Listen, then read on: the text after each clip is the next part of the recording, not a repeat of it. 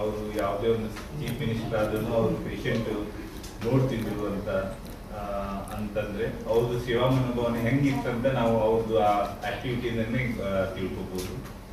So ಆ ಸೇವಾ ಮನೋಭಾವನೆ ಈಗ ನಮ್ಗೆ ಆ ಯಾವುದೇ ಡಾಕ್ಟರ್ಸ್ ಎಲ್ಲ ಆಗ್ಲಿ ಅದೇ ಆಗ್ಲಿ ಅದು ಬರೋದು ನಮ್ಗೆ ಬಹಳ ವಿರಳ. ಸೊ ಅದಕ್ಕೆ ಸರ್ ಹೇಳಿದಾಗೆ ನಮ್ದು ಆ ಸೇವಾ ಮನೋಭಾವನೆ ಬರ್ಲಿ. ನೀವು ಹೆಂಗ್ ಡಾಕ್ಟರ್ಸ್ ಇದ್ದೀರಿ, ನಿಮ್ಮ ಹತ್ರ ನೀವು ಸೇವಾ ಮನೋಭಾವನೆಯಿಂದ ಪ್ರಾಕ್ಟೀಸ್ ಮಾಡಿ. ನಿನ್ನೆ ಸರ್ ಹೇಳಿದ್ರು, ಅದೊಂದು ನನಗೆ ಇದಾಯ್ತು.